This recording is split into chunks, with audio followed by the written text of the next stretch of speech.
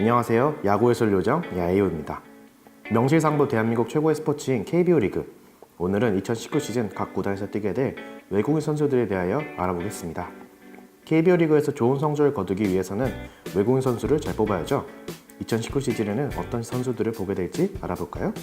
알아볼 첫 번째 구단은 꼴찌를 기록한 NC 다이노스입니다. 1군 진입 이후 창단 최초로 꼴찌를 했는데요.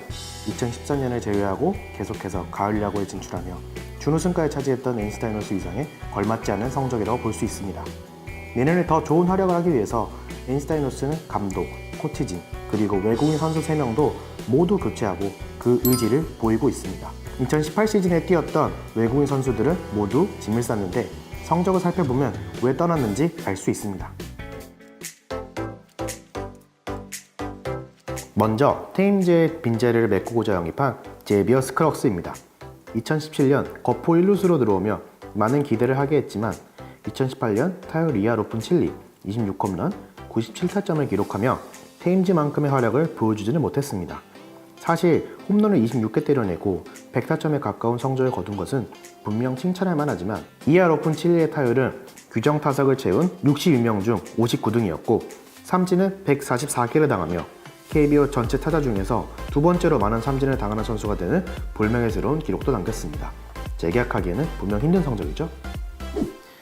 그 다음으로는 로건 베렛 선수입니다. 선발 투수로 합류한 베렛은 29경기 155이닝을 던지며 규정 이닝을 던지긴 했으나 6승 10패, 평균 자책점 5.28을 기록하며 좋지 않았습니다.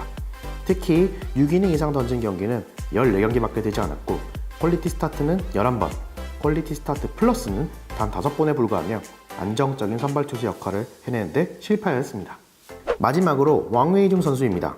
KBO 리그 최초의 대만 선수로 150kg를 넘는 강속구 그리고 잘생긴 외모까지 갖춘 시즌 초반의 흥행몰이 담당이었습니다.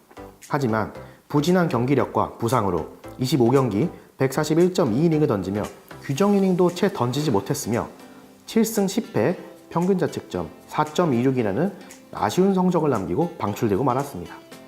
그렇다면 올해 뛰게 될 외국인 선수들은 어떤 선수들인지 알아보러 갈까요? 첫 번째로 계약한 선수는 선발 투수 드루 루친스키입니다. NC는 루친스키 선수를 100만 달러 영입하였는데 이 선수는 1988년 12월 30일생으로 2014년도에 메이저리그에 데뷔하여 2018 시즌까지 마이애미 말린스에서 뛰었습니다. 직전 시즌까지 메이저리그에 있었던 만큼 경험도 아주 풍부한데요. 메이저리그 통산 4시즌 41경기 4승 4패 평균 자책점 5.33을 기록하였으며 트리플A 통산 101경기 14승 28패 평균 자책점 5.08을 기록하였습니다. 이 선수의 강점은 강속구입니다. 평균 93.6마일의 직구와 90마일이 넘는 커터로 타자를 공략했으며 현역 메이저리거라는 점에서 가장 큰 호평을 듣고 있습니다. 이 선수의 단점으로는 최근 2시즌 동안 선발 투수로 등판하지 않았다는 점입니다. 2016년까지는 주로 선발 투수로 활약하였지만 2017년 트리플A에서 뛰었던 경기 중 단 2경기만 선발 등판하였고 이후로는 모두 불펜 투수로 뛰었습니다. 이 점에서 이닝 소화 능력과 체력적인 부분을 걱정하는 시선도 많습니다.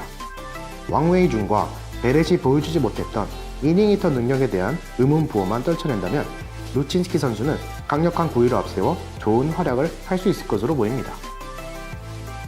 두 번째로 계약한 선수는 또 다른 선발 투수 에디 버틀러입니다.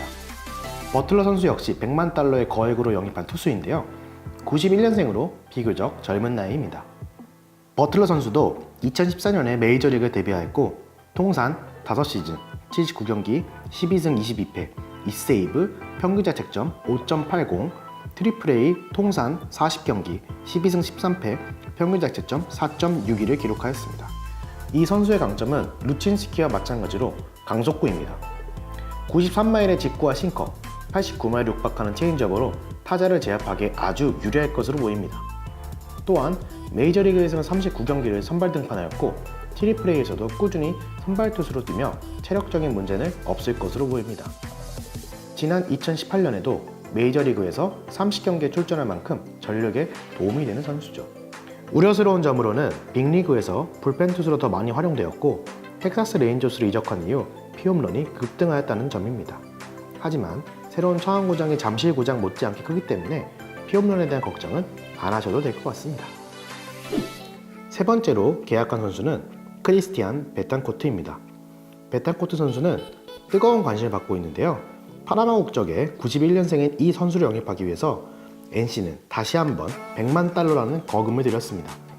나이도 젊은 편이고 무엇보다도 이 선수를 핫하게 만드는 것은 바로 멀티 포지션입니다. 베탄코트는 메이저리그에서 총 5시즌을 뛰며 포수, 외야수, 1루수, 2루수, 그리고 투수까지 해본 아주 특이한 경력이 있습니다. 하지만 기록을 들여다보면 실제로 다른 포지션으로 플레이할지는 의문입니다. 우선 빅리그에서 1000이닝을 넘게 뛰면서 포수만 940이닝을 소화했고 마이너리그까지 확장시켜보면 포수 마스크를 11시즌 동안 705경기나 썼기 때문에 포수라고 보는 것이 맞을 것 같네요. 다른 포지션들은 포수에 비하면 사실 알바 수준에 그친 정도이기 때문에 KBO 리그에서도 가끔 다른 곳에서 볼 수 있을 것 같습니다. 타격 능력은 준수합니다. 빅리그 5시즌 동안 161경기 2할 2푼 1리 타율 8개 홈런을 기록하였지만 지난 2018년 트리플A에서 타율 2할 9푼 7리, 홈런 20개를 쏘아 올리며 좋은 모습을 보였습니다.